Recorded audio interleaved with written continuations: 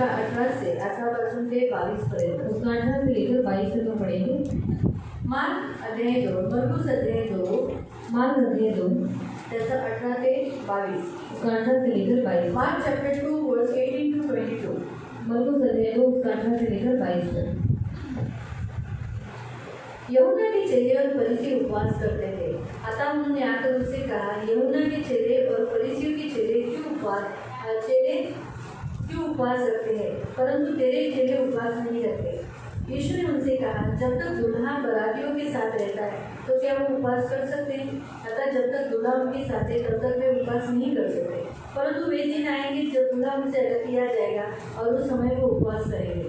कोरे कपड़े का पैबंद पुराने वस्त्र पर नहीं लगाता, नहीं तो वो पैबंद उसमें से कुछ खींच लेगा, अर्थात नया पुराने से और वो पहले से अधिक बढ़ जाएगा। नए दाखरस को पुरानी मशकों में कोई नहीं रहता, नहीं तो दाखरस मशकों को फाड़ देगा, दाखरस और मशकें दोनों नष्ट हो जाएंगे, परंतु नया दाखरस नई मशकों में भरा जाता है। यूहन्नाचे शिष्य आणि काही पुरुष धार्मिक कर्तव्य म्हणून अगदी कडक उपवास करेल।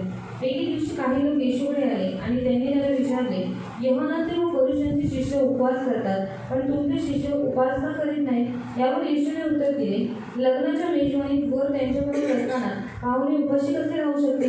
वर त्यांच्याबरोबर असेपर्यंत ते उपाशी राहू शकत नाहीत, पण एक दिवस असा येईल की वर त्यांच्यापासून दूर केला जाईल आणि त्या दिवशी ते शोक करतील। शिवाय उपवास करणे ही धर्माचरणाची जुन्या काळातील रीत आहे। जुन्या फाटलेल्या कापडाला कोऱ्या कापडाचे ठिगळ लावण्यासारखेच हे आहे, त्यामुळे नवे कापड आकसून छिद्र पूर्वीपेक्षा अधिक मोठे होते।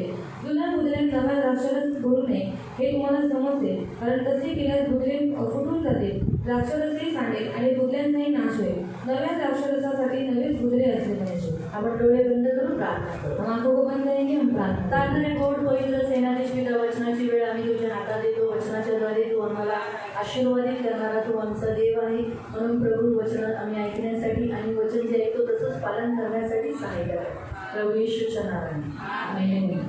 Praise the Lord, hallelujah. इथे देवाचं वचन सांगतं की यूहन्नाचे शिष्य आणि फरीसीचे शिष्य उपवास करताना लोकांना आढळले। और यहाँ पर प्रभु का वचन कहता है कि जो फरीसियों के शिष्य थे वो उपवास करते हुए लोगों को दिखाई दिए, परंतु येशूचे शिष्य लोकांना उपवास करताना आढळले नाही। पर यीशु के जो चेले थे वो कभी भी उपवास करते हुए लोगों को दिखाई नहीं म्हणून दिए। त्यांनी खास येशूकडे येऊन विचारलं, इसलिए उन्होंने खास आकर यीशु को पूछा की यूहन्नाचे शिष्य यूहन्ना के शिष्य आणि फरीसीचे शिष्य और फरीसियों के शिष्य उपवास का करतात? उपवास क्यों करते हैं? नंतर त्यांनी विचारलं, परंतु तुझे शिष्य उपवास करत नाही। पर तेरे शिष्य जो है वो उपवास नहीं करते। त्यावेळी येशूने त्यांना उत्तर दिलं, उस समय यीशु ने उनको उत्तर दिया, जोपर्यंत वर असतो, लग्नाच्या कार्यविधीमध्ये वर असेल तर वराती म्हणतात ना, ते उपवास करतील का? जब तक दुल्हा साथ में है तब तक बराती लोग उपवास करेंगे। तो आनंदाचा सण असतो, वो आनंद का समय, आनंदाची वेळ असते, वो आनंद का समय रहता है। त्यावेळेला कोण उपवास करतो? उस समय कौन उपवास करता है? आनंदात तू उपाशी राहतं। और आनंद के समय में कोई भी व्यक्ति आनंदात लोक काय करतात? आनंद में लोग क्या करते हैं? गप्पा खातात और बहुत खाते हैं। बरोबर आहे, पण इथं असं लिहिलेलं आहे, यहाँ पर लिखा है, येशू म्हणतो की ते पुढे जाऊन उपवास करतील। और यीशु कहता है कि वो आगे जाके उपवास करेंगे। कधी? कब? जेव्हा त्यांच्याकडून हा वर दूर केला जाईल, जब उनसे ये दूल्हा उठा लिया जाएगा। म्हणून आजच्या या काळामध्ये येशू आपल्या जवळ नाही, और अभी के काल में यीशु हमारे पास नहीं तो है, स्वर्गात आहे। वो स्वर्ग में है। म्हणून आपल्याला उपवास करणं फार गरजेचं आहे इसलिए हमें उपवास करना बहुत जरूरी है आणि आपले उपवास लोकांना दिसले पाहिजे, और हमारा उपवास लोगों को दिखना कारण चाहिए। नीतिमान उपवास केल्याशिवाय राहू शकत। और नीतिमान व्यक्ति कभी भी उपवास किए बिना रह नहीं सकता। नीतिमानाचं चिन्ह आहे उपवास करणं। और नीतिमान का चिन्ह है कि वो उपवास कर रहा जर है। तो नीतिमान आहे, देवाचा भयविरू आहे, देवाला बाळून चालणार आहे, तो त्याचं सर्वात पहिली क्रिया असते उपवासाची। अगर वो धर्मी और परमेश्वर का भय मानकर वो चलता है तो उसको सबसे पहला चिन्ह है कि वो उपवास तो करे, देवासाठी उपवास करे, वो परमेश्वर के लिए उपवास मी करे। देवाचं भय बाळगतो, देवाला आवडतो उपवास, मला देवाबरोबर बसणं पाहिजे म्हणून तो उपवास करे। और मैं परमेश्वर का भय मानता हूँ और मैं परमेश्वर को प्यार करता हूँ, मुझे परमेश्वर की संगति में बैठना है, इसलिए मैं क्या करूँगा? उपवास करूँगा। म्हणून त्याला पण विचारलं की यूहन्नाचे शिष्य आणि फरीसीचे शिष्य उपवास का करत होते? इसलिए उन्होंने पूछा कि यूहन्ना के शिष्य और जो फरीसी थे उनके शिष्य उपवास क्यों करते थे? त्याचं उत्तर पुढे दिलेलं आहे और उनका उत्तर आगे दिया गया आणि है। येशूचे शिष्य म्हणजे माझे शिष्य नंतर तुम्हाला उपवास करताना दिसतील। और यीशु के जो शिष्य मतलब जो मेरे चेले हैं वो आगे जाके तुमको उपवास करते हुए दिखाई तो जो देंगे। प्रश्न आहे ना, का उपवास करतात, और क्यों उपवास करते हैं, त्याचं उत्तर दिलेलं आहे 21-22. उस सवाल का जवाब दिया गया है 21 और 22 में। जुन्या कपड्यावर नवीन असा ठिगाळ लावत नाही. और जुने कपड़े के ऊपर पुराना पेपर नहीं जर लगाते। जुना कपडा फाटलेला असेल, और जुना कपड़ा अगर फटा हुआ है त्याला नवीन कपडा जो विकलेला नाही असा लावण्यात येणार नाही. त्याला तो फाटलेला भाग झाकण्यासाठी नवीन कपडा लावणार नाही. और वो फटा हुआ भाग ढकने के लिए नया कपड़ा वहाँ पर नहीं लगाया जा तर सकता। काय होईल, जुना कपडा अजून फाटला तो जाईल. क्या हो जाएगा, जो जुना कपड़ा है और फट नवीन जाएगा। कपड्यात ताकद असते और नए कपड़े में ताकद होती है आणि जुन्या कपड्यात ताकद नसते. और जुने कपड़े में ताकद नहीं म्हणून होती, तो कुजलेला असतो, इसलिए वो सड़ा हुआ रहता म्हणून है, तो सारखा फाटत राहतो. इसलिए वो ज्यादा फटते जाता त्याला है। आपण जेवढं बोटं घालू त्याच्यात और उसके अंदर जितना हम उंगली डालेंगे एवढं तो फाटतो. उतना वो फटते हा जाएगा। अनुभव आहे तुम्हाला और लोकांना. ये अनुभव आप सबको है। जर तुमचा एखादा कपडा इथं फाटलेला असेल किंवा मागे फाटलेला असेल, और अगर आपका कपड़ा कहीं पर भी फटा होगा तुम्हाला माहिती आहे ते फाटले, और आपको मालूम है वो फटा है, पण ते दुसऱ्यांना दिसतं. और वो दूसरों को दिखता मग ते है, काय करतात, वो क्या करते हैं त्याच्यात बोट घालून होतं, अरे तुझा कपडा फाटला आहे, और उसमें उंगली डालकर बोलते हैं कि तेरा कपड़ा फट गया आणि ते है, अजून फाटलं. और फाड़ देते हैं उसको। बरोबर आहे, झाला असेल ना असा अनुभव. और आपके साथ ऐसा हुआ होगा ना, हे नेहमी लक्षात ठेवा. हमेशा याद रखना। जो जुना कपडा जुना स्वभावाला दर्शवतो. और जुना जो कपड़ा है वो जुने स्वभाव को दर्शाता है। जेव्हा एखादा ख्रिस्ती जो माणूस देवाकडे येतो, जो कोई मनुष्य यीशु के पास आता तर है त्याची जुनी गोष्टी दिसतात तो उसकी जुनी बातें दिखने लगती आणि हैं, त्याच्यामुळे काय होतं, और उसके लिए क्या होता है, जेव्हा ते जुन्या गोष्टी त्याला माहिती आहे, हे जुना आहे, हा जुना स्वभाव आहे, हा माझ्यामध्ये आहे, म्हणून ते लोकांना दिसते. और उसको मालूम है कि वो जो जुना स्वभाव है वो अभी भी मेरे अंदर है, इसलिए वो लोगों को दिख रहा है। म्हणून ते काय करतात, इसलिए वो क्या करते हैं, जसं जुना फाटलेला कपडा मी समजा घातलाय, और जुना फटा हुआ कपड़ा सोचो मैंने अगर पहना है नाही त्याच्यामुळे दीदी ती काळा नका, चांगलं नाही वाटत, और दीदी वो अच्छा नहीं लगता, अभी वो निकाल दो ऍटलीस्ट शिवून तरी घाला, और सिल कर तो पहनो, म्हणजे ते दिसणार नाही. मतलब वो दिखेगा नहीं। पण मी काय म्हणेन, जाऊ दे ना, मैं क्या बोलेंगे, जानते हो ना, कुणाची एवढी नजर जाणार आहे, और किसका इतना ध्यान जाने कोण वाला है, बघणार आहे, कौन देखने वाला आणि है, बघितलं तर बघितलं, जाऊ दे तर काय करणार, और देखा तो देखा भी क्या फाटा करेगा, फटा तो फट गया। असं करून घालतात. ऐसा ते तो दुसऱ्यांना दिसतं ना. इसलिए वो दूसरों को दिखता है ना। बरेच जण लोकांमध्ये जुना स्वभाव आहे, बहुत से लोगों में जुना स्वभाव है, त्यांना माहित आहे की तो माझ्यात आहे, उनको मालूम है कि वो उनके अंदर है, त्याच्यावर लोक ते बघतात आहे, और लोग वो देख रहे हैं त्याच्यात बोट घालतात, और उसके अंदर उंगली डाल रहे म्हणजे हैं। याचा अर्थ त्याच्याबद्दल चर्चा करत आहे. इसका मतलब है कि वो उसके बारे में वार्तालाप करते हैं, म्हणून ते पसरलं जाते, म्हणजे कपडा फाटला, कारण बोट घातल्यानंतर तर ते रेशमाने त्याच्यात बोट घातलं तर ते फाटलं, और रेशमा ने उसके अंदर उंगली डाली इसलिए वो ज्यादा फट गया। म्हणजे याचा अर्थ आहे जेव्हा लोकांना ते पाप दिसतात, की जुना स्वभाव दिसतात, तेव्हा ते त्या विषयावर बोलतात, मग त्याच्यावर काय होते, ते वाढलं जातं, पसरलं जातं, एकाकडून दुसरीकडे, तिसरीकडे, चौथीकडे पसरत जातं. मतलब वो जुना स्वभाव अगर लोगों को दिखाई दिया तो वो लोग क्या करते हैं, एक दूसरे को और फैलाते जाते हैं और बड़ा होता जाता है। बरोबर आहे, खरी गोष्ट आहे. जुन्या गोष्टी ज्या आपण करतो किंवा ख्रिस्ती व्यक्ती करतात, येशूकडे आलेला व्यक्ती करतो, तर त्या लपून राहतात का? और जुनी बातें जो मसीह लोग करते हैं वो छुप कर रहती ही क्या, लोकांना ते माहिती पडतात, वो लोगों को मालूम पड़ते हैं, लोकांना दिसतात, लोगों को दिखाई देते हैं, लोकांना जेव्हा ते दिसतात और लोगों को जब वो दिखने लगते तर हैं ते त्या व्यक्तीलाही सांगतात, तब वो उस व्यक्ति को भी बताते हैं असं करणं बरोबर नाही, ऐसा करना ठीक नहीं है, असंही बोलतात ऐसा भी बोलते आणि हैं, बाहेर जाऊन पण सांगतात. और बाहर जाकर भी बताते हा हैं। असा फलाना व्यक्ती और ऐसे ऐसे ये व्यक्ति दारू पिलाला दारू पीकर आया था पडला होता, और वहाँ पर वो गिरा था, फलाना फलाना बाई और ऐसे ऐसे वो स्त्री कशी कपडे घालून चालली होती, और कैसा कपड़ा पहनकर चल रही बाई है, चर्च म्हणजे तर कशी आहे, और चर्च में तो कैसे आती है, रस्त्यावर मी तिला बघितलं मी ओळखलंच नाही. और रस्ते के ऊपर मैंने उसको देखा और मैंने पहचाना भी नहीं, फलाना व्यक्ती और फलाना फलाना व्यक्ति मी त्याला तंबाखूच्या दुकानात बघितलं, तंबाकू की दुकान में मैंने उसको देखा मग सोडत होता. और वो मसल रहा था, म्हणजे ह्या गोष्टी काय म्हणतात, लोकांना दिसतात और ये सब बातें लोगों को दिखाई आणि देती ते हैं, दुसऱ्यांना सांगतात, और वो लोगों को बताते हैं, कारण ते जाणून बुजून त्यांना माहिती नाही हे दिसणार हे लपणार नाही, तर मग त्यांनी काय केलं पाहिजे, ते जुना स्वभाव काढला पाहिजे. और उनको मालूम है कि ये जो स्वभाव मेरे अंदर है वो लोगों को दिखाई देने वाला है, इसलिए उन्हें क्या करना चाहिए, उन स्वभाव को निकाल देना आणि चाहिए तो स्वभाव सोडून दिला पाहिजे. और वो स्वभाव को छोड़ देना चाहिए। हाच येशूचा उद्देश होता की जो कोणी माझ्याकडे येतो त्याला उपवास करून आपल्या जुन्या गोष्टी काढायच्या आहेत. और यही यीशु मसीह का उद्देश्य था कि जो कोई मेरे पास आता है उसने क्या करना है, अपने जुने स्वभाव को निकाल आणि देना त्या है। जुन्या गोष्टी निघणार कशा, और वो जुना स्वभाव कैसे निकलेगा, उपवास. उपवास में। म्हणून तो जो प्रश्नाचं उत्तर आहे ना, यूहन्ना के चेले और फरीसियों के चेले क्यों उपवास रखते. मी एवढ्या वेळा बायबल वाचलं पण मी क्यों हा शब्द बघितला नव्हता. मी अशी वाचायची, मैं ऐसी पढ़ती थी. यूहन्ना के चेले और फरीसी के चेले उपवास तो रखते हैं, तेरे चेले क्यों नहीं रखते. पण आज मी पहिल्यांदा तेव्हा ऐकतो, मी पहिल्यांदा हा क्यों शब्द वाचला और पहिली बार मी तर थोडीशी अडखळली. मी तिथे अडखळली थोडीशी. खरंच तो क्यू आहे का नाही म्हणून खास नीट बघितलं. हा बाबा तिथे लिहिलेला आहे क्यू. काय हो तुम्हाला अर्थ. तर सांगायचा उद्देश काय आहे की देवाने उत्तर दिलेले और परमेश्वर ने वहाँ पर जवाब दिया है. काय उत्तर दिले. क्या जवाब दिया है. उपवास का केला पाहिजे. उपवास क्यों करना चाहिए. माझ्याकडे येणाऱ्यांनी आपला स्वभाव बदलण्यासाठी और मेरे पास आए हुए लोगों ने अपना स्वभाव बदलने के लिए, जुना स्वभाव काढण्यासाठी. और जुना स्वभाव निकालने के लिए. जोपर्यंत येशूकडे आलेला व्यक्ती जुना स्वभाव काढत नाही, जुने कपडे काढत नाही, तोपर्यंत तो नवीन परिधान करू शकत नाही. और जब तक यीशु के पास आया वो व्यक्ति जुना स्वभाव निकालता नहीं तब तक वो नया व्यक्ति नहीं बन हा सकता. प्रियनो, बायबलमध्ये असं लिहिलेलं आहे. और बाइबल में ऐसे लिखा गया है, इब्रानीकरांचं पत्र इब्रानियों की पत्री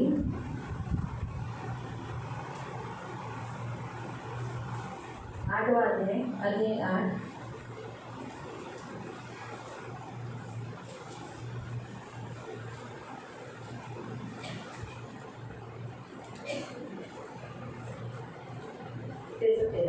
उसका 13. हिब्रू 8:30. इथे आपण देवाच्या नियमशास्त्राबद्दल वाचत आहोत. यहाँ पर हम परमेश्वर के नियम शास्त्र के बारे में पढ़ रहे हैं. एक जुना आणि एक नवीन. एक जुना और एक नया. पण नवीन स्थापना करायच्या अगोदर और नई स्थापना करने से पहले त्याने जी पहिली वाचा दिलेली, जुनी वाचा दिली, त्याला काय केलं, जुनं म्हणण्यात आले. और उसने जो जुनी वाचा दी थी उसको जुना कहा गया. आणि पुढे लिहिलेलं आहे और आगे लिखा गया की है, जुनी जी गोष्ट आहे और जो जुनी बात है तिला जीर्ण होणं म्हणजे मीठ जाणं गरजेचं आहे. और उसका जीर्ण होना मतलब मिट जाना जरूरी है. वाचा 8:13. Hebrew chapter 8:13. या नव्या कराराची ही नवी अभिवचने जुन्या कराराची जागा घेत आहेत असे देव म्हणतो. काय लिहिले. पुन्हा या नव्या कराराची ही नवी अभिवचने. नए करार में जो परमेश्वर ने अभिवचन दिया, मैं ऐसा करूंगा, मैं तेरे साथ रहूंगा, मैं तुझे कभी नहीं छोड़ूंगा, मैं तुझे कभी नहीं त्यागूंगा, मैं तुम पर अनुग्रह किया है, अनुग्रह से तुम मोल लिए गए हो, मेरे लहू के द्वारा तुम पर छुटकारे की छाप लगी. ये सब क्या है, अभिवचन है. वाचा जिसे कहते, जो परमेश्वर अपनी वाचा कभी नहीं तोड़ेगा. हाँ, फिर नवी अभिवचने जुन्या कराराची जागा घेत आहे असे क्या करना है, जुना करार की जगह पर. जुना करार में क्या लिखा है, पाप किया तो निश्चय मृत्यु है. पाप किया तो निश्चय मृत्यू है. पाप केलं तर निश्चित मृत्यू आहे. परमेश्वर के सानिध्य से वो दूर हो जाता. आणि देवाच्या सानिध्यातून दूर होऊन जातो. जुन्या करारावर नवीन करार स्थापना झाली. और जुने करार के ऊपर नई करार की स्थापना हुई है. कारण आता जुना करार काल बाह्य ठरला आहे व तो कायमचा बाजूला सारला गेला आहे. कायमचा काय झालेला आहे, कायमचा बाजूला काढण्यात आला. म्हणून कधी कधी जेव्हा तुम्ही नवीन आले होता ना, जब आप नए आए हुए थे येशूकडे, यीशु के पास, तुम्हाला अख्खं बायबल दिलेलं का, आपको पूरा बाइबल दिया गया था क्या. काय दिलेलं, क्या दिया गया था. नवा करार. नया करार. काय दिलेला होता, क्या दिया था. नवा करार. नया करार. काही नाही, बायबलवर प्रेम संदेश दिला. और कुछ बाइबल के ऊपर प्रेम संदेश. बाकी मोस्टली सगळ्या मराठी बायबलवर आणि हिंदी बायबलवर न्यू टेस्टमेंट नवीन करार, नया करार असं दिलेलं आहे. आणि पूरी बाइबल मतलब जो नया करार है वो पूरे बाइबल के ऊपर, छोटे बाइबल के ऊपर नया करार ही लिखा गया. हा वेगळा करणार आला. और ये अलग रखा गया. म्हणून तुम्हाला मत्तईपासून ते रेव्हलेशन पर्यंत प्रकाशित वाक्य ह्या अध्यायापर्यंत तुम्हाला पहिलं तुमच्या हातात येतात, हे वाचा. और इसलिए आपको मत्ती से लेकर प्रकाशित वाक्य तक वो छोटा पुस्तक दिया जाता है कि आप ये पढ़ो. मग तुम्ही जेव्हा ते पूर्ण वाचता, जब आप वो पूरा पढ़ते हैं तेव्हा तुम्हाला जुना करार देण्यात येतो. तब आपको जुना करार दिया जाता है. का दिला जातो, क्यों दिया जाता है. कारण तुम्ही नवीन कराराची माणसं आहात. क्योंकि आप नए करार के व्यक्ति हैं. म्हणून जुना करार हा तुमच्यासाठी दृष्टांत रूपी लिहिलेला आहे. इसलिए जुना करार आपके लिए दृष्टांत रूपी लिखा गया जर है. तुम्ही जुन्या करारात लोकांना देवाने सोडलं नाही, तोच देव आहे जो कधी बदलत नाही, मग तो तुम्हालाही सोडणार. और जुने करार के लोगों को परमेश्वर ने छोड़ा नहीं तो वही परमेश्वर है जो आपको भी छोड़ेगा नहीं. म्हणून जागरूक व्हा. इसलिए जागरूक रहो. म्हणून तुम्हाला उत्पत्ती शेवटी कशी झाली त्याच्याबद्दल तुम्हाला ज्ञान असलं पाहिजे, तुम्हाला लोकांना बोलायला आलं पाहिजे, भक्ती करायला आली पाहिजे की कुठून सुरुवात झाली याचं सर्व ज्ञान तुम्हाला असण्यासाठी मग काय झालंय, जुना करार नवा करार जॉईन करून तुम्हाला देण्यात आला। और उत्पत्ति कैसी हुई और कैसे हमें उपासना करना चाहिए ये सब सीखने के लिए आपको जुना करार दिया गया। म्हणून सांगण्याचा उद्देश काय आहे माहिती तुम्हाला? बताने का उद्देश्य क्या है आपको मालूम है? देव म्हणतो, प्रभू येशू म्हणतो की जोपर्यंत जुना स्वभाव तुम्ही काढत नाही, जुना कपडा काढत नाही, तोपर्यंत तुम्ही नवीन घालू शकत। और परमेश्वर का वचन आपको यही कहता है कि जुना स्वभाव आप उतारते नहीं और जुना कपड़ा आप उतारते नहीं तब तक आप नया नहीं पहन मला सकते। सांगा, जुने कपड्यांवर नवीन कपडे घालता का? और जुने कपड़े के ऊपर आप नया कपड़ा पहनते किंवा हैं नवीन कपड्यांवर जुने कपडे घालता? या फिर नए कपड़े के ऊपर जुना कपड़ा पहनते हैं? तुम्ही काय करता जेव्हा आप क्या करता? तुमचा टॉप नवीन असतो, और जब आपका टॉप नया होता है तुम्ही खाली बघता त्याच्या खाली आधी मॅच होत नाही, और ये मैच नहीं हो रहा है लेगी जुनी दिसते, और लेगी जुनी दिख रही है बरोबर आहे? रोटी पण मॅचिंग करतात, और ओढ़नी भी मैचिंग करते हैं ती कशी डल दिसते, और थोड़ी सी डर दिख रही है जुनं जुने और जुना जुना है आणि नवीन नवीन। और नया नया है। तुम्हाला कळालं? आपको समझ में है? प्रत्येक जण येशूकडे आल्यानंतर त्या वरातींना गरज काय आहे? त्यांना उपवास करण्याची। और हर एक जन जो यीशु मसीह के पास आते हैं उन सारे बरातियों को क्या जरूरत है? उपवास करने की नवीन बनण्यासाठी। और नया बनने के म्हणून लिए। खूप सारे ख्रिस्ती जे येशूकडे आलेले आहेत त्यांचा जुना स्वभाव दिसतो आणि मग त्याच्याने काय होतं, लोक बघून बघतात, अरे अरे हाच व्यक्ती असा करतोय, हा एवढा जुना असून हा असा करतोय, मग आमची काय करेल? इसलिए बहुत से लोग जो मसीह लोग यीशु के पास आते हैं वो लोग अपना जुना स्वभाव ही दिखाते हैं। इसलिए जो आने वाले नए लोग होते हैं वो लोग क्या बोलते हैं, ये जुना व्यक्ति ऐसा है तो फिर हम क्या करेंगे? म्हणून ठोकर खातात। इससे वो लोग ठोकर खाते हैं। म्हणून प्रियांनो, फार गरजेचं आहे आपण ख्रिस्तामध्ये नवीन सृष्टी बनण्यासाठी, जुनं आपलं काढण्यासाठी, म्हणजे जेव्हा आपण येशूकडे येतो, प्रार्थना करतो, प्रभू माझा हा जुना स्वभाव आहे काढून टाकते, येशूच्या नावात काढून टाकते। तो जब हम बोलते हैं, प्रार्थना करते हैं कि प्रभु यीशु मेरा जुना स्वभाव में यीशु के नाम से निकाल दीजिए और नया स्वभाव धारण करते हैं, तर देव मदत करतो। तो परमेश्वर मदद करता काल है। एका बहिणीने माझ्याकडे, वरती मी असताना माझ्याकडे आली होती ती बहीण, और कल एक स्त्री सुबह मेरे पास आई थी तिला घाणेरडी सवय होती, म्हणजे चोरी करायची। और उसको करनी आदत थी चोरी करने की। तर तिला आता आपण जसं नाही ना त्या येशूच्या नावात निघून जा, काय आपण प्रार्थना करतोय, अभिषेकाची पश्चातापाची प्रार्थना करतोय, और जैसे हम पश्चाताप की प्रार्थना कर रहे हैं तर त्याच्यात तिला खूप उपयोग झाला। तो उसमें उसको बहुत उपयोग हुआ। ती सतत म्हणायची, चोरीचा आत्मा माझ्यातून निघून जा। वो हमेशा बोलती थी कि चोरी का आत्मा मेरे अंदर से निकल जाए। बऱ्याच जणांची तिने बरेच वस्तू पण चोरलाय। और बहुत से लोगों की वस्तु भी उसने चोरी की। बाजूवाल्यांकडे गेली तरी बसल्या बसल्या एखादी गोष्ट आवडली ती काढून घ्यायची। और पड़ोसियों की पास पे बैठने के लिए गई तो उसको कुछ अच्छी वस्तु लगी तो वो चोरी करके लेके मग आती तिने थी। काल मला सांगितलं, दीदी माझा हा स्वभाव निघालाय, और तब उसने कल मुझे बताया कि मेरा स्वभाव निकल गया है। मी हर रविवारी उपवास करून यायला लागले। मैं हर रविवार को उपवास कर आने जेव्हापासून लगी ही प्रार्थना चालू झाली तर मी उपवास करून येते। और जब से ये प्रार्थना चालू हो चुकी है तब से मैं उपवास करके आ रही हूँ। माझ्यामधून निघ निघ अशी म्हणून बोलते, और मेरे अंदर से निकल जाए ऐसे मैं बोलती हूँ। फक्त चोरी हा शब्द हळू बोलते। और चोरी के शब्द में थोड़ा धीरे बोलती माझ्या हूँ। बाजूला बायका आहेत ना, और मेरे थोड़ा सेवक आते रहती है, सेवक रहती है, म्हणून मी हळू बोलते। और मैं धीरे से बोलती हूँ। असं हळू बोलून मग म्हणते, येशूच्या नावात निघून जाशील ना, निघून जा अशी बोलते। और चोरी के शब्द धीरे से बोलकर मैं बोलती हूँ यीशु के नाम से निकल जाए। म्हणजे मी नोट केलंय की आता मी करत नाही। और मैंने नोट किया है कि अभी मैं पाप करती नहीं हूँ। म्हणजे तो आत्मा कधी निघाला, ती रविवारी उपवास रोज निघाला। और वो आत्मा कब निकला? जब वो सभी को उपवास कर आने ती लगे। उपवास प्रार्थनेत येत नाही, और वो उपवास प्रार्थना में नहीं कामाला आता, जाते ती। वो काम पर जाती है। म्हणून त्यामुळे तिला उपवास प्रार्थनेला हिला जमत नाही। इसलिए उपवास प्रार्थना में आने के लिए उसको जमता पण नहीं। फरक पडला ना, और फर्क हुआ ना, म्हणजे ही प्रार्थना प्रभावशाली आहे। मतलब ये प्रार्थना प्रभावशाली है। बरंच फरक पडतो याच्यात। बहुत इसमें फर्क पड़ता है। आणि लोक कन्फेशन करायला लागले, हा एक सर्वात मोठा गुण, अब लोग कबूलीकरण करने लगे, ये सबसे बड़ा ये सर्वात मोठा है। गुण झाला ना की लोक कबूल करायला लागले। और सबसे बड़ा गुण हुआ कि लोग कबूल करने लगे स्वतः येऊन आपली पापं कबूल करतात। और खुद आकर अपने पापों को कबूल करते हैं। म्हणून सांगायचा उद्देश काय माहिती, हा जुना स्वभाव आहे। और बताने का उद्देश्य क्या है? ये जुना स्वभाव है। तिने उपवासात त्याच्यात विजय मिळवला। और उपवास में उसने क्या किया? जय प्राप्त भले तो किया। का असे ना, रविवारचा दिवस का असे पण ती उपवास करून येतो। भले ही वो संडे का दिन क्यों ना हो, पर वो उपवास कर आते थे। तुम्हाला कळालं हा अर्थ? आपको समझ में म्हणजे आया? जेव्हा आपण उपवासात येतो तेव्हा आपण नवीन येशू ख्रिस्ताला ख्रिस्ती म्हणून परिधान करतो। मतलब जब हम उपवास करते हैं तो क्या करते हैं?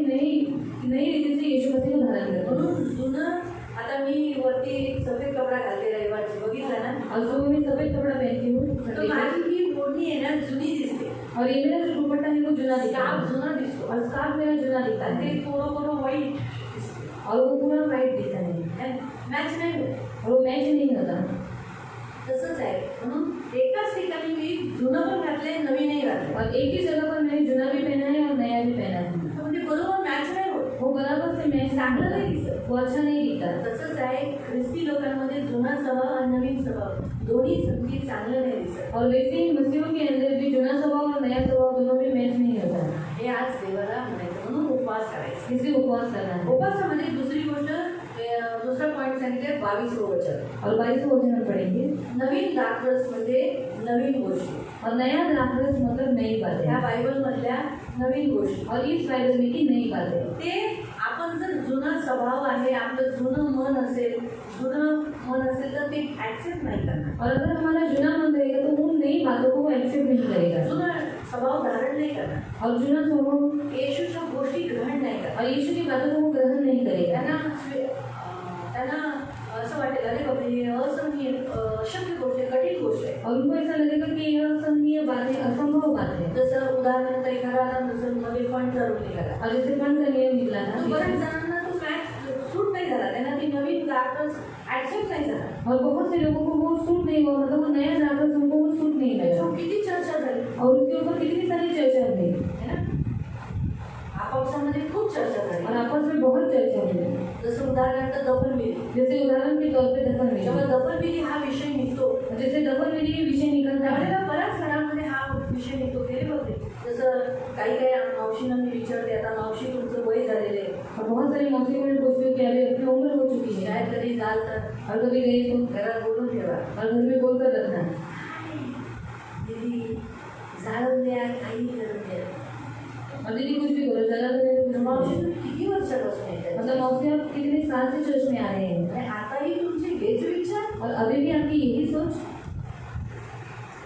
तुम्ही उलट जाऊन बोललं पाहिजे की बाबा माझं काय झालं मी येशूकडे जाईल मला दीदीला बोलवा चर्चवाल्यांना बोलवा. और उल्टा आप घर पर जाकर बताना चाहिए कि अगर मुझे कुछ हो गया मैं यीशु के पास जाऊंगी, तुम क्या करो चर्च में जाओ और दीदी को बुला मी के तुम्हाला एक बुलाओ. गोष्ट सांगते. मैं आपको एक बात बताती हूँ. माणूस आहे ना मनुष्य है ना, आपण जर आई वडील होण्याच्या नात्याने आपण जेव्हा आपल्या मुलांना सांगतो ना बाळा मला जाळू नको और माँ बाप होने के नाते हम अपने बच्चों को बोलते हैं कि मुझे जलाना मत. नातेवाईकांना सांगून जातो ना और रिश्तेदारों को बताकर जाते हैं ना ते लोक घाबरतात जाळायला. तब वो डरने के लिए जलाने के लिए डरते हैं. हा ही गुप्त गोष्ट आहे. और ये गुप्त बात है. लोकांमध्ये काय भीती आहे माहिती. शैतानाने ख्रिस्ती लोकांच्या मनात काय टाकले माहिती. और शैतान ने दुष्ट ने क्या किया है, मसीह के अंदर ये सोच डाली है. तू जर घरच्यांना सांगितलं तुम्हें अगर घर के लोगों को मला बताया दफन कर जो दफन तर करो ते लोक तुझ्यावर नाराज होतील. वो तेरे ऊपर गुस्सा करेंगे तुला चर्चमधून काढून और टाकतील. तेरे तुझे चर्च में निकालेंगे चर्चला जायला अडवतील. और चर्च में जाने के लिए रुकावट डालेंगे खूप वाईट होतील. और वो बहुत गुस्सा करेंगे. असं नसतं पण. ऐसा कुछ भी नहीं होता है. परंतु जेव्हा की आहे खरं काय आहे और सच बात क्या है, की जेव्हा कारण ही जी विधी आहे ना अंतिम विधी ये जो अंतिम विधि है या व्यक्तीच्या इच्छेनुसार झाली पाहिजे. और उसकी उस व्यक्ति की इच्छा के अनुसार होनी म्हणून चाहिए. लोकांमध्ये माहिती आहे जेव्हा त्या व्यक्तीच्या इच्छेनुसार झालं नाही ना तर तो त्रास देईल. और उन लोगों को मालूम है कि अगर उसकी इच्छा के अनुसार, व्यक्ति की इच्छा के अनुसार अगर कुछ काम नहीं किया गया तो वो तकलीफ देगा. त्याचा आत्मा येईल. उसका आत्मा आएगा, फिरत राहील. वो घूमता रहेगा, त्रास देईल. वो तकलीफ देगा, मारेल. वो मारेगा. घरातल्या एखाद्या व्यक्तीला घेऊन जाईल तर ज्याने जाळायला बोलला और जो त्याला घेऊन जाईल. जो जलाने के लिए बोला उसी को लेकर जाएगा. ही भीती असते. और वो डर उनके अंदर है ना, म्हणून ते लोक आहे ना ह्या गोष्टीला घाबरतात. इसलिए वो लोग क्या करते हैं, इस बात को डरते म्हणजे हैं. तुम्हाला काय एवढ्या जुन्या वेळी लोक येणारी लोक त्यांनी अजून हा नवीन द्राक्षरस घेतला नाहीये. और इतने जुने लोग भी क्या किया है, उन्होंने अभी तक नया द्राक्षरस लिया नहीं है. नवीन जो पवित्र आत्म्याकडून आलेला द्राक्षरस जो द्राक्षरस आहे ना मराठी द्राक्षरस तो त्यांनी स्वीकार केला नाही. और नया द्राक्षरस जो पवित्र आत्मा का है उन्होंने अभी तक स्वीकार नहीं किया म्हणजे है. जाळलं तर जाऊन दे जाळून दे तिथे काही भांडू मिळू नका. और उन्होंने कहा जलाते हैं तो जलाने दो, पर आप दीदी झगड़ा मत करो. मी तर कधी भांडत नाही बाबा. टेन्शन घेऊ नका मावशी मी भांडणार नाही. और मैंने कहा मैं झगड़ा नहीं करूँगी. आले तर मी नाही बोलवलं तर काय करणार. जाळायचं असेल तर मी नाही येणार. और जलाना रहेगा तो मैं नहीं भले आऊंगी. तुम्ही किती वर्षापासून माझ्याकडे येतात भले ही आप कितने साल से भी मेरे पास आते मी होंगे नाही दिसणार तुम्हाला. और मैं आपको नहीं देखूंगी. सेवकांना पाठवेल पण मी जाळायच्या विधीनं मी नाही येणार. और सेवकों को भेजूंगी पर मैं जलने की विधि में नहीं आऊंगी. कारण एवढं वर्ष वचन ऐकून त्या व्यक्तीने जाळायला परमिशन दिलं, आपण तिथे कसं जायचं? और इतने साल यीशु मसीह में आकर भी फिर भी उन्होंने जलाने के लिए परमिशन दिया तो हम कैसे जाएंगे? बरोबर आहे. म्हणून ह्या गोष्टी सांभाळा. इसे इन बारे में ख्याल लो. उपवास केल्याने काय होतं माहितीये, येशूच्या गोष्टी आपण ऍक्सेप्ट करतो. और उपवास करने से क्या होता है? यीशु की बातों को हम स्वीकार, येशूच्या वचनाला आपण स्वीकार करतो. यीशु के वचन को हम स्वीकार करते आणि हैं. उपवासामध्ये देवाचं वचन माणूस ऍक्सेप्ट करायला लागतो. और इसलिए उपवास में लोग परमेश्वर का वचन स्वीकार करने के लिए तैयार हो जाते हैं. मोठा फायदा होतो. और ये एक बड़ा फायदा होता है. उपवासामध्ये म्हणून उपवास करायचा. इसलिए उपवास को करना है. तुम्ही पहा, और आप देखो काही मोजकेच उपवासात असतात. और कुछ लोग, जो कुछ ही लोग उपवास में रहते हैं, पुरुष मंडळी जास्त नसते. और पुरुष लोग ज्यादा नहीं रहते हैं. ना ते रविवारी उपवास करून येत, ना वो संडे को उपवास करते हैं, नाही शुक्रवारी. ना वो शुक्रवार को. म्हणून ते आपल्या मर्जीने चालतात, इसलिए वो अपनी मर्जी से चलते आपल्या हैं, इच्छेने चालतात. अपनी इच्छा से चलते हैं. नाहीतरी दुपारी उपवास सोडू शकतात ना. जर रविवारी सुद्धा पुरुष मंडळी जर उपवास करून आली, और संडे के दिन अगर पुरुष लोग उपवास कर भी आए नाहीतरी दुपारी सोडायचं आहे. तो दोपहर को उनको छोड़ना ही है. दुपारपर्यंत तरी उपवास करू शकतात. और दोपहर तो वो उपवास कर सकते हैं. आजच्या वचनानुसार देव आपल्याला काय सांगतो माहिती, उपवास करायचाच आहे. और आज के वचन के द्वारा परमेश्वर हमको सिखाता है कि उपवास करना ही है. मग ती स्त्री असो पुरुष असो, या फिर वो स्त्री हो या फिर पुरुष हो, लहान असो मोठे असो, और छोटा हो बड़ा हो, उपवास करायचा आहे. उपवास करना ही है. फार गरजेचं आहे. बहुत जरूरी है. आजचा हा मुख्य विषय आहे. और आज का ये मुख्य विषय की है. देवाची इच्छा आहे की प्रियानो आपण उपवास और करावा. परमेश्वर की इच्छा है कि हम उपवास करें, नवीन उत्पत्ती बनण्यासाठी. नई उत्पत्ति बनने के लिए. हालेलुया. हालेलुया. आता तुम्ही आज उपवास केलेला आहे. तो आज हम सबने उपवास किया है. मग आपल्यात पण अजून काही जुना स्वभाव आहे का? तो हमें भी कुछ जुना स्वभाव है, मग तो आज काढूया. तो आज हम वो निकालेंगे. दुसरा, आपल्या लोकांमध्ये, आपल्या घरातील लोकांमध्ये आहे का? दूसरा, हमारे घर के लोगों के अंदर नहीं क्या. तिसरा, आपण ज्या जातीत आलो, तीसरा, हम जिस जाति से आए हैं वेगळ्या वेगळ्या भिन्न भिन्न जातीत आलो, और अलग अलग जाति से आए हैं, त्यांची परंपरा आहे, और उनकी परंपराएं त्यांची हैं, प्रथा आहे, और उनकी कुछ प्रथाएं त्यांचे हैं, काहीतरी नियम्स आहेत, और उनके कुछ नियम हैं. ते आपल्या घरातील लोक पाळतात. और वो हमारे घर के लोग पालन करते आपल्या हैं. घरात चालत नाही, हमारे घर में ये चलता नहीं, आमच्या घरात असं होत नाही. और हमारे घर में ऐसा नहीं होता. आपल्या जातीचे लोक काय बोलतील? और हमारे जाति के लोग क्या कहेंगे. पण त्यासाठी पण, त्यांच्यासाठी पण देवाजवळ आज उपवासात प्रार्थना करा. और उनके लिए भी आज उपवास में आप लोग प्रार्थना ते करें. बदलो, वो बदल त्यांचं जाए, नवीन मन बना. उनका मन नया हो जाने के लिए. ख्रिस्तामध्ये ते नवीन मन बना. और मसीह में उनका नया मन आणि है. बायबल सांगतं नवीन मन, ख्रिस्ताचं मन, तर सगळं चालचलन बदलेल. और इसे परमेश्वर का वचन क्या कहता है, नया मन. वो यीशु मसीह का नया मन धारण करेंगे तो हमारे जीवन में नया मन जाएगा, चालचलन पण बदलेल. और चाल चलन भी बदल जाएगा. प्रियानो, रोमकरांचं पत्र 12व्या अध्यायात दुसरं वचन सांगतं. और रोमियो की पत्री अध्याय 12 उसका 2 में परमेश्वर का वचन कहता है. रोमियो की पत्री, रोमन्स चैप्टर 12 वर्स 2. रोमियो की पत्री अध्याय 12 उसका 2.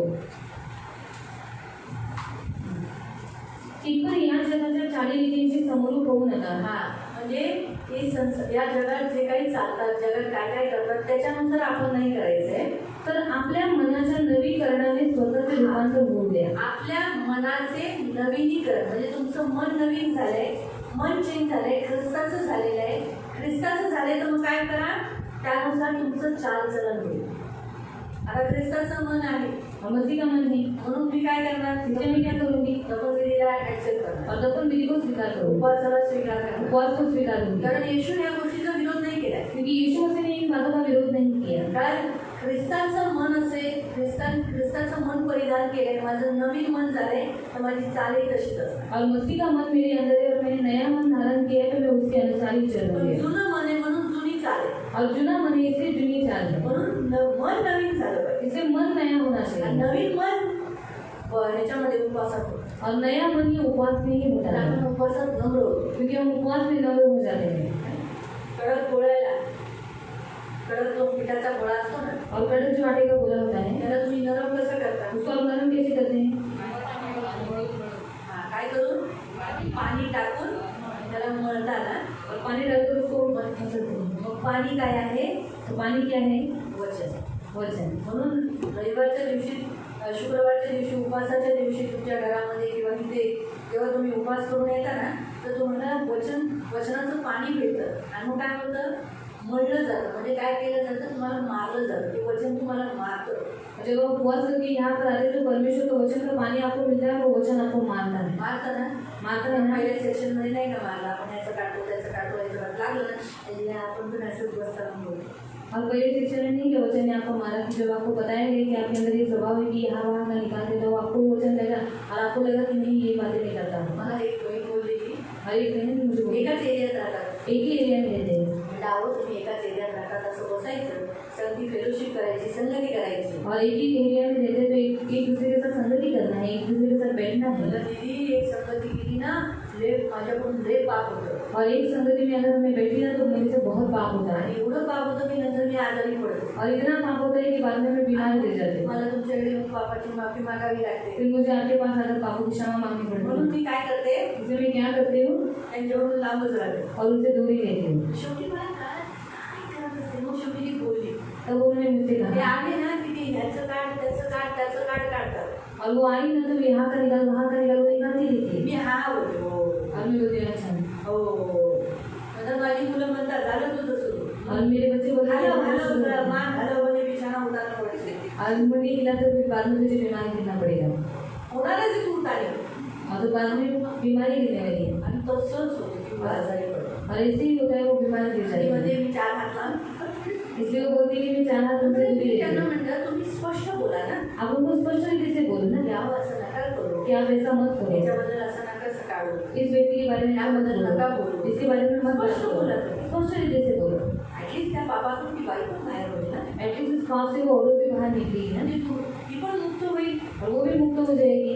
बोलते नाही नाही असं ती किती जणांकडे जाऊन करते, और वो कहती है कि नहीं वो और कितने जनों के पास जाकर ऐसा आपल्याला करेगा, नाही होणार, और हमसे ये नहीं होगा, म्हणून आपण 4 हात लांबच राहतो। इसलिए हम चार हाथ दूरी रहते हैं। आता तुम्हाला काय म्हणजे जेव्हा उपवासात माणूस येतो ना, तर ते लागतं आणि देव काय करतो मळतो तुम्हाला, मतलब जब हम उपवास में आते तो वचन वो हमको लगता है, वो वचन आपको मिलता है, मळतो ते तुम्हाला, म्हणून तुम्ही बनता उपवासात। और इसीलिए आप उपवास में बनते मग हैं। ते पीठ येते, तुम्ही जे पिठाचा गोळा आहे ना, और आप जो आटे का गोला है ना, मऊ होता है, वो सॉफ्ट हो जाता मग है। तुमची चपाती एकदम मस्त मऊ होते, निशू खाताना एन्जॉय करतो। इसलिए आपकी जो रोटी है वो अच्छी रीति से मुंह बन जाती है, और परमेश्वर उसमें खाने के लिए आनंद देता है। फायदा असतो उपवासाचा, और इतना फायदा होता है उपवास में। काय? म्हणून तिथे लिहिलेलं आहे, तुमचं मन चेंज झालं, और आपका मन नया हो गया तुमचे 4 चलन बदले, तो आपकी चाल चलन भी नहीं हो जाएगी। यासाठी की देवाची उत्तम ग्रहणीय देवाला आवडणारी ग्रहणीय व परिपूर्ण इच्छा ती काय आहे हे तुम्ही समजून घ्यावे। उपासना ह्याच गोष्टी करतात, तिथे उपास नाही बातें समजती, म्हणून प्रार्थना करायची की प्रभू माझ्या घरातील लोकांनाही तू बदल, इसे प्रार्थना करना है कि प्रभु मेरे घर के लोगों को भी तू बदल, त्यांना नवीन बनव। उनको नया बना। आता आपण यासाठीच प्रार्थना करा। आज आपला उपवास आहे ना, आज हमारा उपवास है ना, उपवासाचे विषय ठेवले, तो उपवास में हमें कुछ विषय रखा है, म्हणून त्या विषयानं आपण देवाकडे समोर ठेवू, इसलिए उन सारे विषयों को हम परमेश्वर के सामने रखेंगे, पण ते नंतर ठेवू। प्रभु बाद में रखेंगे। पहिला आपण बोलूया मला चेंज कर, पहले हम परमेश्वर को कहेंगे प्रभु मुझे बदल, माझ्यातला जुना स्वभाव काढ, मेरे अंदर से जुना स्वभाव निकाल दे, माझ्यातला घाणेरडा स्वभाव जो तुला आवडत नाही तो काढून टाक। मेरे अंदर का जो गंदा स्वभाव जो तुझे अच्छा नहीं लगता वो निकाल असं दे। नका समजू की आपला जुना स्वभाव दिसत नाही, आपल्यातल्या प्रत्येकाचा जुना स्वभाव कुणा दुसऱ्याला दिसतोय आणि त्यांना माहिती आहे, फक्त एवढंच आहे काही जण बोलायला काय करतात, घाबरतात, राग येतो ना, और गुस्सा आता है। जसं प्रसंगाने जर म्हटलं एखाद्या रागील बाईला म्हणतात "हो, किती रागवते", मी कुठे रागवते, मी रागवत नाही, बिलकुल नाही, काहीतरी तुम्ही माझ्यावर खोटा आहे टाकला। और जो गुस्सा करने वाली स्त्री रहेगी, अगर मैं उसको कहा कि आप कितना गुस्सा करते, तो वो क्या कहती है कि मैं गुस्सा नहीं करती, मैं बिल्कुल गुस्सा नहीं करती। मला कळतं दादा बघा कोणी रागाने मारतं, तुम्ही माझ्याकडे बघताय, और आप सब लोग मुझे देख रहे हैं, तर तुमच्या बघ आता मी जर असं रागाने बोलतो, और मैं आपको ऐसे गुस्से से देखती हूँ, तुम्हाला कळालं मी रागाते, और आपको समझ में आया ना मैं गुस्से में हूँ। मग आता देवाचं वचन तुम्हाला असं सांगत आहे, अब परमेश्वर का वचन में आपको ऐसा कह रहा है, तुम्हाला किती सांगायचं तरी तुम्हाला तसंच तुम्ही करणार, और आपको कितना ही पता है फिर भी आप वैसा ही करेंगे। तुम्हाला काय फरक पडणार आहे का? आपको कुछ फर्क पड़ने वाला नाही, है, ऐकून घ्या, फिर भी सुन कर लो, तुम्हाला कळलं ना दीदी रागात आहे, और आपको समझ में आएगा आज भी गुस्से में। कसं कळालं? कैसे समझ में आया? सर्वात पहिला माझा चेहराच तुम्हाला दाखवलं, और सबसे पहले मेरे चेहरे के ऊपर ही आपको गुस्सा दिखाई माझ्या दिया, तोंडाने दाखवलं और मेरे मुंह के द्वारा मैंने वो बता दिया रागात आहे। कि मैं गुस्से में हूँ। मग असे किती काही काही जण रविवारी मला दिसतात असे आकाश बघत असतात. और ऐसे ही कुछ कुछ लोग संडे के दिन मुझे गुस्से से देखते रहते हैं। मग मी पण हुशार आहे. अब मैं भी होशियार हूँ, त्या व्यक्तीला बघतच नाही. उस व्यक्ति को देखती ही नहीं। मला आतून देव म्हणतो तो बस तुझ्या बघण्याने ते मुक्त होतील. और परमेश्वर कहता है कि तुम उनको देख मेरे देखने के द्वारा वो मुक्त हो काय जाएंगे। माहिती तो स्पिरिट अटॅक केला तर और क्या हम लोगों को कारण आत्मे पलटवार करतात ना. इसलिए जो आत्मा है वो पलटवार करती कधी है। आपल्या वाट्यात केला आणि मी प्रीचिंग करता करता अचानक बोली हसे हसे हसे हसे हसे तर आलो माझं लागलं. तो प्रीचिंग करते समय अगर मैं भी गुस्से में आ गई और मैं बोलूँगी कि ऐसा है तो फिर वो क्या कर लेना। आणि वेदीवर सगळ्यांची इज्जत काढली. और वेदी के ऊपर सबकी इज्जत निकाल दी। आज तिथं काय झालं. सब लोग बोलेंगे आज दीदी को क्या हो गया। काही आत्मे नाशही होती ना. और कुछ आदमी नाश भी हो जाएंगे। कोण परिपूर्ण नाही. कोई भी परिपूर्ण नहीं है पूर्ण होत आहोत. और परिपूर्ण हो रहे पण हैं। मी जर वेदीवर असं बोलून मी जर बोलते की अश्विनी अशी आहे, विमल अशी आहे, जमुना अशी आहे, मेघा अशी, मी पण तर आहे ना कशी तरी. और वेदी के ऊपर खड़ी रहकर मैं बोलती हूँ ये लोग ऐसे हैं तो मैं भी तो कभी ना कहीं ऐसे हूँ ना। है ना. आणि त्याच्यातच जर एखादा व्यक्ती उठून बोला काय बोलतात ते जायचं तोंड लावता तुम्ही बघा कशा आहेत. और उसी से अगर एक व्यक्ति खड़ा होकर उसने मुझे कहा कि आप क्या बोलती हैं, आप भी तो ऐसी ही हैं। प्रार्थना गेली बाजूला. और प्रार्थना गई बाजू में, तिथं मला युद्ध होऊन जाईल, युद्धभूमी होऊन जाईल. वहाँ पर तुम्हारे युद्ध हो जाएगा। म्हणून कधी कधी मी डोळे काही काही जणांकडे नाही होत. इसलिए कुछ कुछ लोगों की तरफ में नहीं देखती। काही झोपत असेल तर मग मी बघत झोपू नये. मग त्यांना कळतं की माझ्याकडे लक्ष आहे. मग ते काय करतात झोपत नाही. और कुछ कुछ लोगों को मालूम है कि अभी मैं सो रहा हूँ और दीदी मुझे देख रही है इसलिए वो लोग सोते नहीं। म्हणून सारखे सारखे ते डोळे बंद करताना बघते. ऐका दीदी बघते दीदी मलाच बघते. थोड्या वेळाने पुन्हा ते डोळे थांबले जाते पुन्हा बघते बघते हा बघते मलाच बघते. नंतर त्यांची झोप गायब होते. मी हे बघितलंय अनुभव मी बघितला. और मैंने ये देखा है म्हणून आहे ना झोपतो ना जो सोता है ना त्याला सारखं बघायचं उसको ज्यादा बार बार देखने का प्रचारकाने. और प्रचार करने वाले त्याच्यामध्ये आणि बोलता बोलता असं बोलून जायचं. और बोलते बोलते ऐसे बोलते जाने का डोळ्याचा इशारा करायचा. और आंखों का इशारा करने का मग त्याच्यात भीती येते. तो उसके अंदर डर आता है। हे करा. तो ये करो।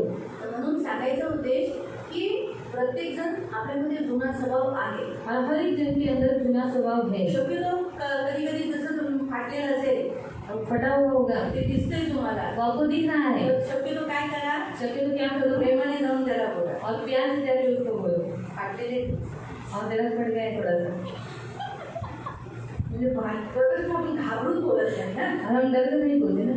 घाबरून बोलत नाही. मतलब रेशमा तुझा हा स्वभाव मला आवडला नाही. और वो देख रेख में तेरे स्वभाव मुझे अच्छा नहीं लगा। इथं वेगळं घरी वेगळं यहाँ पर अलग अलग घर में अलग असं चांगलं नाही. ऐसा अच्छा नहीं है। तर हा तिथे तोंडावर प्रेमाने बोलायचं. प्रेमाने बोलून गेली ना अब प्यार से बोलते देना। कळालं. तर मग आता मी काय भांडली आहे माझ्याशी. वो झगड़ा ठीक है उसने मेरे साथ। तुम्हाला कळालं अर्थ. आपको समझ में आया। कधी कधी प्रेमाने बोलायला अगं असं नाही करायचं. तुझा स्वभाव कसा आहे तो असं हिच्या तू लई चांगली आहे. तू बहुत अच्छी है, खूप चांगली आहे. बहुत अच्छी है। फक्त तुझा हात जरा स्वभाव तू जरा वेगळा. पर यही थोड़ा सा तेरा स्वभाव को बदल दे। ती भांडणार नाही. पहिले तारीफ करायची. पहले वो तारीफ करी, पहले तारीफ करने का। खूप चांगली आहे. तुम्ही किती चांगली आहे. तू किती चांगली गोष्ट करते. किती मेहनत करते. मुलाबाळांना वाढवते. तुझं सर्व सोने तुझ्यामध्ये एकच गोष्टी ठेवून. और उसकी पहले तारीफ कर देगा कि तू कितनी अच्छी, तेरे बच्चों को संभालती है, पहले तारीफ करने का। आणि नंतर ती उणीव सांगायची. बाद में वो भूमि बताना। भांडणार नाही. तुम्हाला भीती नाही बोलायला. और वो झगड़ा भी नहीं करेगी और आपको बोलने के लिए डर भी नहीं त्याच्याने लगेगा। ती व्यक्ती सुधारते. और उससे वो व्यक्ति सुधर जाएगा। मी इथं केले ना बऱ्याच जणांना केले. ते येतात ना एकट्यामध्ये त्यांना मी आज त्यांच्यातली कमजोरी त्यांच्या तोंडावर सांगितली. जो यहाँ पर आते उन लोगों को मैंने ऐसी उनकी कमजोरी को बताया है। पहिलं गोड बोलून सनीच्या घरात चढवून घेतलं. पहले मीठा बात करके फिर उनको 4 घंटे को चढ़ाया। आणि नंतर त्यांची ती कमजोरी त्यांना सांगितली. बाद में उनको मैंने उनकी कमजोरी बताई। हा वहिनी बघा असं नका बोलू असं नका बोलू. आता असं करू नका. घरी फिरू नका. तिथं जाऊ नका. त्याच्याकडे बसू नका. हे असं करू नका. म्हणून तुम्हाला देवाने शिक्षा दिली ना. म्हणून तुम्हाला देवाने मारलं ना. मग आता बघा मला किती त्रास होते. तुम्ही आजारी पडले तर मला बरं वाटते का. असं बोलायचं. असं बोलून त्यांच्या त्या सवया काढल्या. और ऐसा बोलकर मैंने उनके अंदर से उन बातों को निकाला। कधी कधी फोनवर विचारतात. कभी कभी फोन के ऊपर पूछते हैं नक्कीच ना. सच में बरोबरच बोलायला म्हणजे मग मी तुम्हाला प्रेम करते ना. मैं आपको प्यार करती हूँ। ते बोलून बोलायचं म्हणजे मग कसं त्या चुका सुधारल्या जातात. मतलब वो करके वो सुधारने लगते हैं।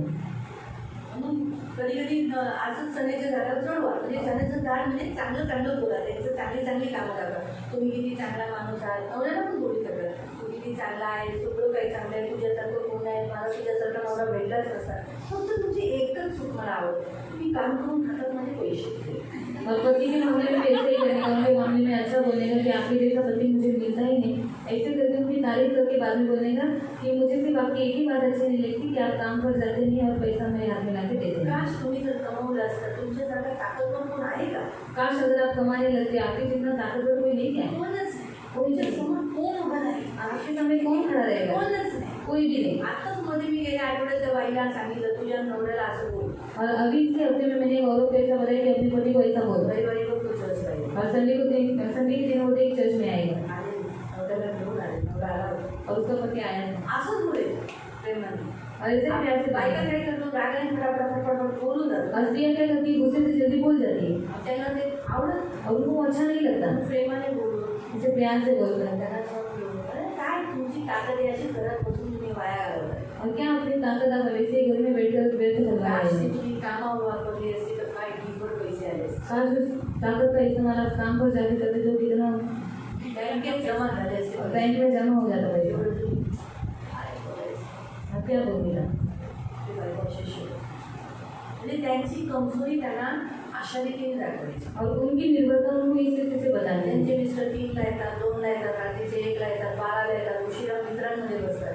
और जिनके पति रात को बहुत लेट आते हैं, दोस्तों के साथ बैठे हैं रात भर, आपल्यापेक्षा तर त्यांना असंच बोलायचं, तो उनको ऐसे ही बोलना है. काय तुम्ही क्या अभी किती चांगले माणसं आहेत, कितनी अच्छी तुमच्यासारखा मुंडा माणूस नाही. और आपके जैसा इंसान किधर भी पण नहीं. तुमची एकच उणीव आहे. और आपकी एक ही गति है. एवढं उशीर येतात, बायको इथं वाट बघत असते, और इतना लेट आते हैं आप, मैं इतना इंतजार करती रहती हूँ मला तुम्ही तडपडून टाकताय. और आप मुझे तडपाते नाही. असं म्हणून तो विचार करेल लवकर घरी येईल. और वो ऐसा सोचेंगे फिर जल्दी घर पर आएंगे. जे रात्रंदिवस मोबाईलमध्ये असतात त्यांना असं म्हणतात, अरे घरात माणसं किती चांगली माणसं, तुम्ही तुमच्या बोलण्याने घरात किती छान वाटतं, पण तुम्ही जेव्हा बघतो तेव्हा मोबाईलमध्ये असतं. तुमचं बोलणं काय गोड आहे ते ऐकायला आम्ही आतुर असतो. और जो व्यक्ति ज़्यादा मोबाइल के ऊपर बैठे हैं उनको ऐसा ज़्यादा बोलना है कि आपके बोलने से घर में बहुत अच्छा लगता है, इसलिए आप क्या करो, ज़्यादा मोबाइल के ऊपर मत बैठो, हमसे बात करो. मी 2-3 तरुणांना असंच उदाहरण दिलं. और 2-3 जवान को मैंने ऐसे अरे उदाहरण एवढी दिए. माणसं बसले, कुठं मोबाईलमध्ये घुसलाय. और इतने सारे लोग बैठे तो इधर मोबाइल में बैठा है. अरे तुझा आवाज, आम्ही तुझ्या तू बडबडतोस, तुझं बडबडणं आम्हाला आवडतं, और तेरा बातचीत करना ही हमें अच्छा लगता तू है. एकदम सायलेंट झालाय, और तू इतना शांत हो गया है, मोबाईलमध्ये घुसलाय. मोबाइल पे गए हैं 5 मिनिटात मोबाईल बंद झाला, और 5 मिनट में मोबाइल बंद हो गया बडबडणं चालू झालं. और बातचीत करना चालू हो गया. जर असं मी म्हणते असते, अरे क्या तेरे को दिखता नहीं कि हम लोग इधर बैठे मोबाइल में बैठ के देखता है, आणि तुला दिसत नाही का इथे आम्ही सगळेजण बसल्यानंतर मोबाईलमध्ये बसलाय. अजून मोबाईल बघितला. उसने ज़्यादा मोबाइल देखा होता. मला कळालं म्हणजे ही टेक्निक आहे. और ये टेक्निक है. म्हणून ही आम्ही पास्टर लोकांनाच ही टेक्निक पाहिजे, म्हणून मंडळीच्या लोकांना असंच आम्ही बोलतो. और 500 लोगों को ये टेक्निक मालूम है, इसलिए कलीसिया में आने वाले लोगों की तरह म्हणजे अच्छी बात हा करते हैं. येशूचा स्वभाव आहे. और ये यीशु का स्वभाव है. येशू असंच करतो. और यीशु मुझे ऐसे ही करता सांगा है. कुठं गेले येशू. और बताओ कहाँ पर किया यीशु ने.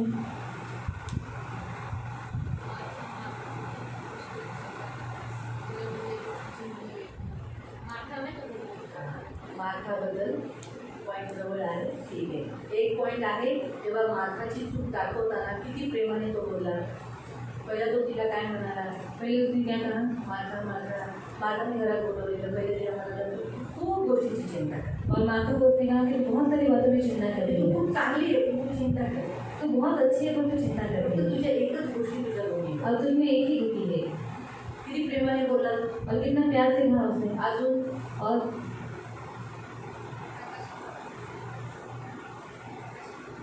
कुठे मंडळांना बोलला. मंडळांना त्याने किती पहिली तारीफ केली त्याने. और पहले वो उनकी तारीफ कर सर्व तुम्ही बघा, सगळ्या मंडळांची त्यांनी तारीफ केली. और हर कलीसिया की उसने तारीफ आणि की. त्याच्यानंतर त्यांच्यासाठी कुणी होता. और बाद में उनके अंदर की दुखी परमेश्वर ने बताया. बरोबर आहे. सही बात है. अजूनही एक उदाहरण. और एक उदाहरण है धनी व्यक्ती. धनी व्यक्ति के बारे में. पहिलं त्याला किती छान बोलला येशू त्याला, पहले उसको कितना अच्छा यीशु मसीह ने आणि कहा. नंतर त्याला त्याची उणीव दाखवली और बाद में उसके अंदर की त्रुटि यीशु ने बताई। हा म्हणून आहे ना, हे येशू म्हणून आपल्याला हे शिकायचं। और यीशु से हमें ये सीखना है। काल समझ में आया? म्हणून पहिलं काय करायचं, चांगलं बोलायचं आणि नंतर प्रेमानेच त्याची चूक दाखवायची। मुझे पहले क्या करने का, अच्छे से बात करने का, बाद में उसकी गलती बताने का।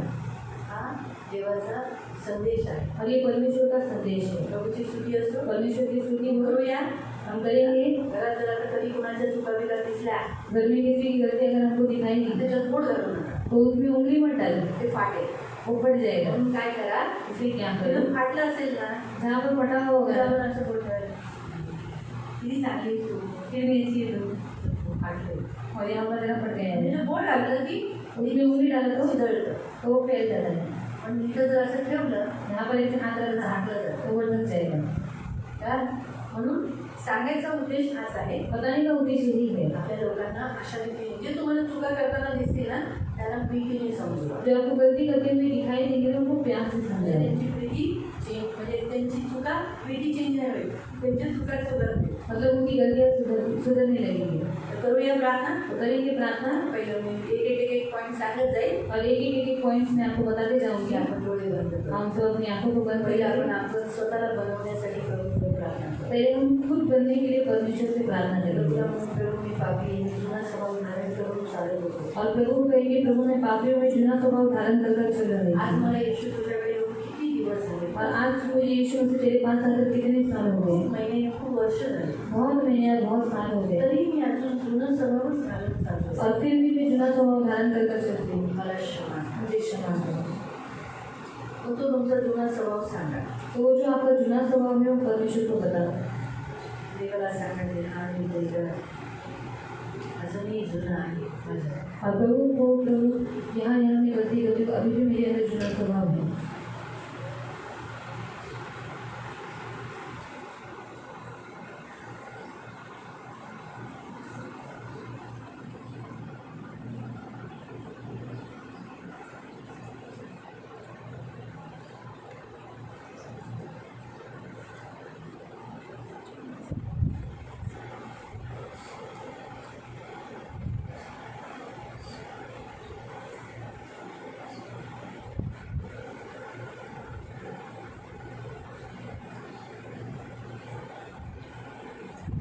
जुना स्वभाव एक एक धीरे धीरे उतारो। जैसे हम कपड़े कैसे उतारते हैं वैसे अपने एक एक जुने स्वभाव को उतार डालो। बोलो मैं आज से इसे उतार देता हूँ, मैं आज से इसे नहीं पहनूंगा, मैं आज से ये नहीं करूँगा।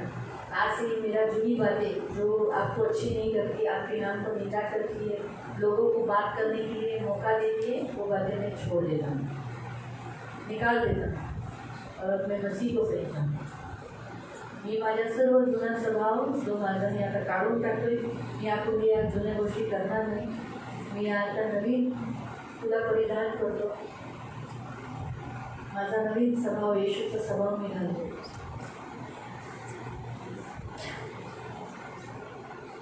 मी विश्वास ठेवतो माझ्या मी जे जुना स्वभाव धारण करून चालत होतो तो मला क्षमा केली आहे। मैंने जुना स्वभाव धारण कर चल रहा था इतने साल, मुझे आपने क्षमा किया है, लेकिन आज से मैं ऐसा काम नहीं करूँगा।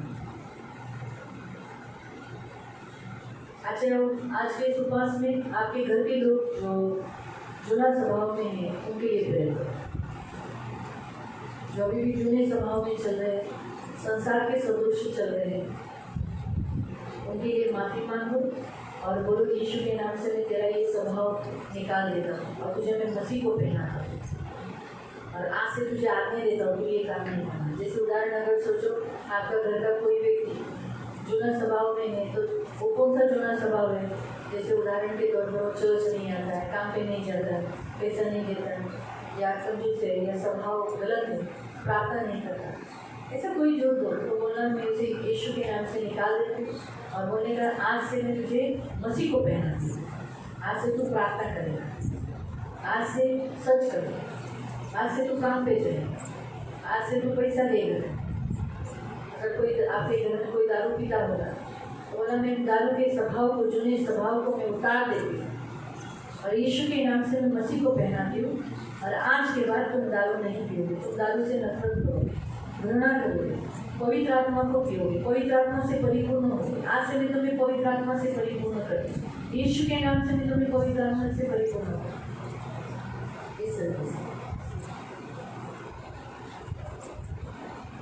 तुरंत मसीह को भी पहना देना।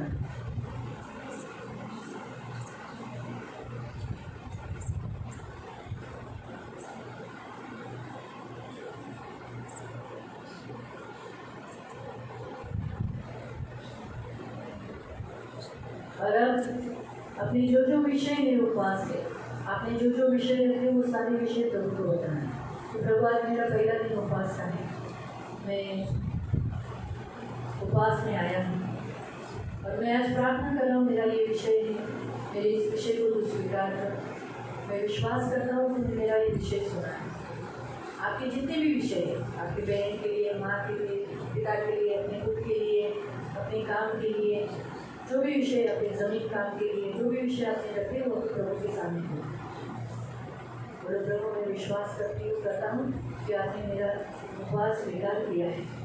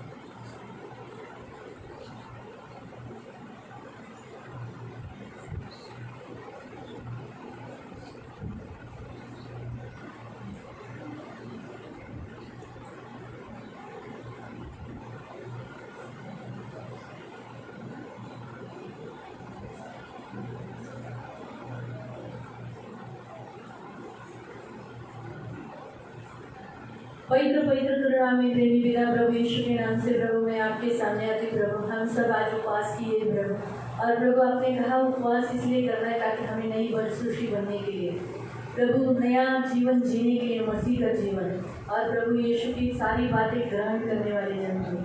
तो प्रभु हम हमारे लिए, हमारे लोगों के लिए प्रेयर किया है और हम विश्वास करते हैं उपवास में और प्रार्थना में आपने छुटकारा दिया है।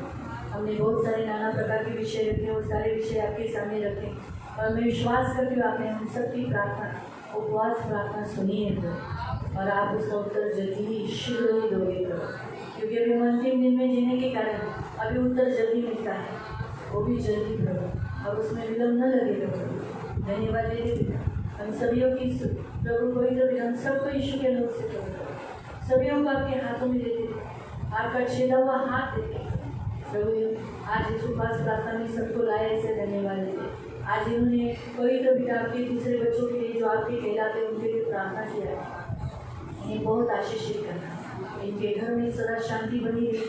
आज उपवास का सारा आशीष इनको दे, करुणा दया मन छेदा हुआ हाथ इन पर रखी, दया रखना, ये ऊंचे पर रहेंगे तो मेरे महान पवित्र सेनाधीश पिता, ये मस्तक रहेंगे प्रभु, ये कभी भी प्रभु पवित्र पिता सेनाधीश परमेश्वर निराश और हताश नहीं होंगे। समय समय पर तू उनके लिए मेह बरसाया करेगा प्रभु। ये आशीषित है प्रभु, ये दूसरों के लिए, जातियों के लिए आशीष का कारण बनेंगे प्रभु। ये खेत में, इनके धन्य में, इनकी जमीन में, इनकी संतान में, इनकी भूमि की उपज में, इनके धन में, इनकी कटोरी में, इनकी कटोरी में प्रभु ये धन्य है और ये ऊंचे पर रहेंगे प्रभु। ये बाहर आते जाते समय धन्य रहेंगे प्रभु। शत्रु इनके सामने से भाग जाएगा, इनके सामने हार जाएगा प्रभु। 1 मार्ग से आएगा तो 7 मार्ग से भाग जाएगा प्रभु। इनके खत्तों में जिस काम में ये हाथ डालते हैं हमें यहोवा पिता आप आशीष दोगे। इतनी आशीष प्रभु पवित्र पिता कि बाइबल में लिखा है कि ये कर्जा लेने वाले नहीं, कर्जा देने वाले बने। ये परमेश्वर के कहलाते इसलिए लोग इन्हें डरेंगे, ये स्थिर रहेंगे, ये आशीष का कारण बनेंगे।